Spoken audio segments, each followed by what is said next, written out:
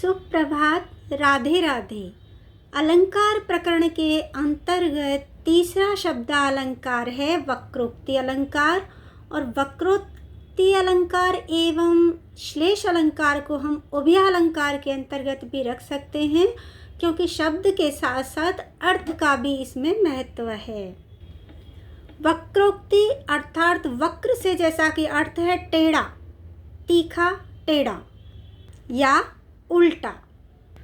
उक्ति अर्थात कथन, बात। जब किसी की सरल या सीधी बात का कोई उल्टा अर्थ लगा करके उसकी पुनरावृत्ति करता है तो उसे वक्रोक्ति अलंकार कहते हैं। इसको सामान्य भाषा में इस तरह से समझ लीजिए कि एक पत्नी अगर अपने पति से पूछती है कि आपको खाना दे दूं क्या, तो पति पलटकर उस बात को उसी को कहता है कि ये तुम मुझे धमका रही हो या मुझे बता रही हो कि तुम्हें अभी खाना दे दूं क्या। तो ये इस तरह से वक्रोक्ति अलंकार हो जाता है। और इस तरह भी वक्रोक्ति अलंकार हो जाता है जब खुदा यानी मृदा मिट्टी के खोदने को जब खुदा परमात्मा से अर्थ कोई लगाकर बताए, या खुदा परमात्मा अर्थ का कोई मिट्टी खोदने का अर्थ लगा दे, क्योंकि दो अर्थ हो रहे हैं। तो ऐसे ही जब किसी की बात का हम उल्टा अर्थ लगाते हैं और बात वही होती है, लेकिन वो थोड़ी उसका जो अर्थ है जब दूसरा व्यक्ति कहता है तो वो वक्र हो जाती है, अर्थात उसका जो प्रयोजन था कहने का, जो स्वाभाविक अर्थ था, वो स्वाभाविक अर्थ किसी अन्य के द्वारा समाप्त कर दिया जाता है। समझ लीजिए कि सीधी बात का उल्टा अर्थ बताना या उल्टा अर्थ लगाना। जैसे हम बोलते हैं ना कि तुम मेरी हर बात का उल्टा अर्थ क्यों लगाते हो, या तुम हमेशा ऐसे टेढ़े क्यों चलते हो, यानी कि टेढ़ा अर्थ लगाते हो। तो ये मैंने इसी तरह से स्पष्ट किया और ये बहुत ही साधारण भाषा में आपको समझाया है इन उदाहरणों के द्वारा। अब इसको आप विस्तृत रूप में इस तरह से समझिए, जब किसी की सीधी बात को कोई दूसरा अन्य अर्थात स्वयं वक्ता नहीं, कोई और श्रोता सुनने वाला टेढ़ा या उल्टा अपमान या उपहास युक्त अर्थ लगाता है, टेढ़ा अर्थ लगाता है, उल्टा अर्थ लगाता है, या तो सामने वाले का अपमान करने के लिए या उसका उपहास अथवा उपेक्षा करने के लिए या मजाक उड़ाने के लिए, इस तरह से, तो वो वक्रोक्ति अलंकार होता है। और ये जो उल्टा अर्थ लगाया जाता है उसके दो कारण होते हैं, या तो श्लेष के कारण अथवा या काकू के कारण। तो उसमें वक्रोक्ति अलंकार हो जाता है। तो श्लेष वक्रोक्ति एवं काकू वक्रोक्ति के अनुसार जो वक्रोक्ति अलंकार है वो दो प्रकार का हो जाता है। पहला है श्लेष वक्रोक्ति। श्लेष का क्या अर्थ है? चिपकना, मिले रहना, श्लिष्ट हो जाना। जब एक ही शब्द में दो अर्थ चिपके हुए हों और दोनों ही भिन्न हों तो वो श्लेष अलंकार होता है। किंतु इसमें किसी श्लेष युक्त एक ही शब्द के कारण जब पूरे वाक्य का ही अर्थ बदल जाता है, पूरी बात ही बदल जाती है, पूरी उक्ति ही बदल जाती है, तब उसे श्लेष वक्रोक्ति अलंकार कहते हैं। ऐसे समझिए कि वक्ता के वाक्य में आए किसी श्लिष्ट पद के कारण किसी अन्य द्वारा वाक्य का अन्य अर्थ कर दिया जाए उपहास उपेक्षा के भाव से, तो वह श्लेष वक्रोक्ति अलंकार के अंतर्गत आ जाता है। तो आप समझ रहे हैं कि वक्ता की किसी उक्ति अथवा बात का जब श्लिष्ट, उस बात में आए हुए श्लिष्ट पद के कारण कोई श्रोता या दूसरा व्यक्ति दोबारा उसी बात को कहता है और उस श्लिष्ट पद के कारण उसका पूरा अर्थ बदल देता है, पूरा महत्व बदल देता है, तब वहाँ श्लेष अलंकार हो जाता है। उदाहरण के लिए ये उदाहरण देखिए।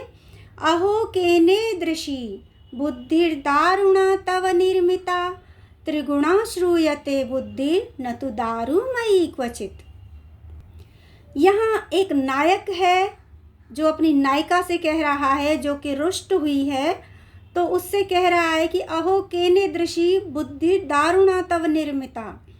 जब वो किसी प्रकार से नम्र नहीं होती है, कठोर ही बनी रहती है, तो नायक कहता है, अरे केन ईदृशी किसने इस प्रकार की बुद्धि दारुणा अर्थात कठोर तव तुम्हारी निर्मिता। अरे किसने तुम्हारी इस प्रकार की कठोर बुद्धि बनाई है। अरे किसने तुम्हारी बुद्धि को इतना कठोर बना दिया, या अरे किसने तुम्हारी बुद्धि को इस प्रकार से इतना कठोर बना दिया। ये इसका भाव है जो कि नायक अपनी नायिका से कह रहा है। तब नायिका उस बात को सुन करके उत्तर देती है, त्रिगुणा श्रूयते बुद्धि न तु दारू मयि क्वचित। नायिका कहती है बुद्धि तो त्रिगुणा होती है, हमने त्रिगुणा होती है ऐसा सुना है, दारूमयी न तो दारूमयी क्वचित, लकड़ी की भी बनी होती है, यह तो हमने कहीं भी नहीं सुना। वो उसका मजाक उड़ाती है, कहती है कि बुद्धि त्रिगुणा श्रूयते बुद्धि तो हमने त्रिगुणा बुद्धि सुनी है, ना कि लकड़ी की बनी हुई भी बुद्धि होती है, क्वचित ऐसा तो हमने कभी कहीं नहीं सुना। अब यहाँ आप समझ रहे हो कि कौन से शब्द के कारण उसने अर्थ ही बदल दिया। वो शब्द है दारुणा। दारुणा शब्द है जो बुद्धि के लिए प्रयुक्त हुआ है दोनों ही वाक्य में, और दारुणा में दोनों ही जगह एक ही अर्थ आ रहा है। तृतीया का एक वचन है यहाँ पे कठोरता से, और यहाँ इस बुद्धि के लिए अगर लेंगे त्रिगुणा बुद्धि में ये जो दारू शब्द है तो दारूमयी अर्थात दारू से युक्त, या दारू से द्वारा, दारू के अर्थात लकड़ी के द्वारा। यहाँ हो गया कठोरता से बनी हुई, और यहाँ अर्थ हो गया इसका, यहाँ अर्थ हो गया लकड़ी से बनी हुई, और यहाँ अर्थ हो जाता है कठोरता से बनी हुई। तो दारुणा शब्द जो कि तृतीया का, इसमें श्लेष है, ये श्लेष युक्त है, श्लेष पद है, इसके दो अर्थ हो रहे हैं। नायक को इस दारुणा का अर्थ कठोर अभीष्ट है। उस नायक के कहने का अभिप्राय है कि तुम्हारी बुद्धि कठोर है, जबकि श्रोता जो नायिका है उसका अर्थ वो लकड़ी बता रही है। उसने नायक की हुई बात का, उक्ति का इस तरह से उपहास कर दिया और उसको निम्न बुद्धि का बता दिया नायक को। ये कह कर के जो बुद्धि होती है वो त्रिगुणा होती है, त्रिगुणा बुद्धि मानी गई है। किसी भी शास्त्र में हमने तो नहीं सुना कि कहीं पर भी, क्वचित कहीं पर भी कि बुद्धि दारूमयी अर्थात लकड़ी की बनी हुई भी होती है। तो उपर्युक्त जो उदाहरण दिया था उस उदाहरण के अंदर केवल एक श्लेष्ठ शब्द के कारण ही वक्रोक्ति अलंकार हो गया था, क्योंकि पूरी उक्ति को बदला गया था। श्लेष अलंकार में क्या होता है कि श्लेष्ठ पदों के द्वारा पदों के दो या दो से अधिक अर्थ होते हैं, किंतु वक्रोक्ति में क्या होता है, किसी एक शब्द के कारण जब उसका अर्थ बदलते हैं तो पूरी उक्ति ही बदल जाती है। एक वो पहली बदल रही है श्रेष्ठ पद के कारण, और दूसरा जो इसका प्रकार है वो है काकु वक्रोक्ति। काकु का अर्थ होता है ध्वनि। जब ध्वनि विकार, काकु अर्थात ध्वनि विकार, जब ध्वनि में विकार आ जाता है, बोलने का लहजा बदल जाता है, जब बोलने की टोन बदल जाती है, एक ही शब्द को, एक ही बात को कहने की जब टोन बदल जाती है, ध्वनि बदल जाती है, तो वो काकु वक्रोक्ति के अंतर्गत आ जाती है। वो काकु वक्रोक्ति अलंकार हो जाता है। इसे उदाहरण में समझिए, असमालोच्यकोपास्ते नौचितो अयम इतिरिता। जब मैं इसको अयम इत ईरिता करने वाली थी, लेकिन जब हम श्लोक लिखते हैं तो संधियों को अलग करके नहीं लिखते। गद्य में आप दूर दूर पदों को लिख सकते हैं, यहाँ जब संधि हो रही होती है तो उसको एक साथ लिखते हैं। तो असमालोचकोपस्ते नोचितो अयमितिरिता नैवोचितो अयमिति तम ताड़यामास मालया। एक नायक है जिसकी नायिका रुष्ट हो गई है, और वो किसी प्रकार से जब नहीं मान रही है तो नायक कहता है कि असमालोच्य कोपस्ते, तेरा ये है कोप क्रोध असमालोच्य है, सही नहीं है। न उचितो अयम इति ऋता, और ये तीरिता जो तुम कह रही हो, तुम्हारी ये बात अयम, तुम्हारी यह अयम यह बात भी उचित नहीं है, तुम्हारा ये जो कथन है वो भी सही नहीं है जो तुम मुझे कह रही हो। तो इसमें क्या आ गया, न उचितो शब्द को दोबारा से वो बोलेगी नायिका। तब नायिका उत्तर देती है नैव उचितो अयम इति। यहाँ वो देखिए मैंने टोन को बदला, न उचितो अयम इति ऋता, तुम्हारा ये कथन भी उचित नहीं है। तो वो कहती है नैव उचितो अयम इति, यह भी उचित नहीं है। ऐसा इस प्रकार कहकर तम उस पुरुष को, उस नायक को ताड़ियां मास माला से मारने लगी। तो इसमें तो श्लिष्ट पद में न उचित का अर्थ केवल उचित नहीं है ही है दोनों जगह पर, लेकिन यहाँ इसका अर्थ क्या हो रहा है, अर्थात ये उचित है, यानी कि तुम्हें पीटना उचित है। तो नैव उचितो अयम इति, ये भी उचित नहीं है, ये लो, ये कहकर वो उसको मारने लगती है। उचित तो ये भी नहीं है जो अब मैं कर रही हूँ। कहने का भाव ये है कि नायिका यहाँ कहना चाह रही है कि तुम्हारी ये जो पिटाई मैं कर रही हूँ ये करना उचित है। नैव उचितो अयम अर्थात ये उचित है, तुम्हारी पिटाई होना अब उचित है, ये इसका भाव निकलता है, क्योंकि केवल टोन के कारण अर्थ बदल गया। जैसे लोक भाषा में बोलते हैं कि अभी तुम जा रहे हो या नहीं, और इसी बात को अगर दोबारा से कहा जाता है, वो एक सामान्य वाक्य है कि अभी तुम जा रहे हो या नहीं, यानी तुम कब जाओगे, वो ये पूछना चाह रहे हैं।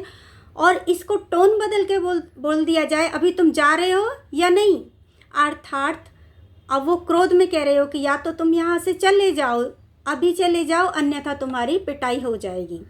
तो ये इस तरह से उसका अर्थ ही बदल जाता है केवल ध्वनि यानी बोलने की टोन के कारण। तो नायिका कहती है यह भी उचित नहीं, नैव उचितो अयम इति। पुनः ध्वनि विकार, ये काकू के कारण कहा गया है, उसने काकू के द्वारा कहा, यानी ध्वनि विकार से कहा है, जिसका अर्थ होगा कि यह उचित है, अर्थात तुम्हारी पिटाई होना उचित है। तो इस प्रकार बहुत ही साधारण तरीके से मैंने वक्रोक्ति, क्योंकि वक्र उक्ति से ही समझ जाइए आप, और वक्रोक्ति दो प्रकार की होती है, श्लिष्ट पद के द्वारा और काकू अर्थात ध्वनि के द्वारा, ध्वनि के बदलाव के कारण, टोन के कारण ये वक्रोक्ति के अंतर्गत आ जाते हैं। वक्रोक्ति अलंकार का जो लक्षण है संस्कृत में वो इस तरह से है, इसे याद कर लीजिए। अगर लक्षण मांगा जाता है तो ये और बिल्कुल ही सरल तरीके से है, अन्यस्यान्यर्थकं वाक्यम अन्यथा योजयेद्यति, अन्य के अन्य अर्थ को, अन्य के अन्यार्थकम वाक्यम, किसी के अन्य के द्वारा कहे गए अन्य अर्थ के वाक्य को अन्यथा योजयेत, यदि अन्यथा अर्थात दूसरे ही अर्थ में जोड़ दिया जाए।